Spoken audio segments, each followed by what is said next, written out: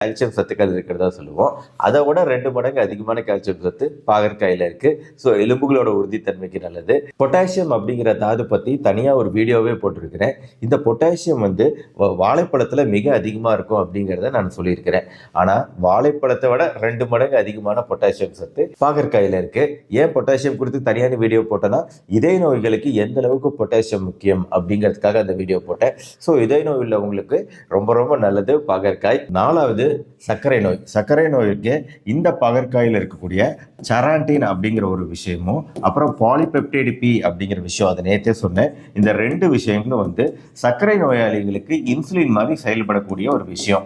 அதனால வந்து ஒருவேளை இன்சுலின் எடுக்கிறாங்க சர்க்கரை நோயாளிகள் அப்படின்னா, அவங்க வந்து பாகற்காய் வந்து கண்டிப்பா அதிகமாக சாப்பிடக்கூடாது அப்படின்னு சொல்ற அளவுக்கு இது ரத்த சர்க்கரை அளவை குறைக்கக்கூடிய ஒரு காய். நம்ம சர்க்கரை நோய் கண்ட்ரோல்ல இல்லைங்கிறத இந்த HbA1c அப்படின்னு 3 மாச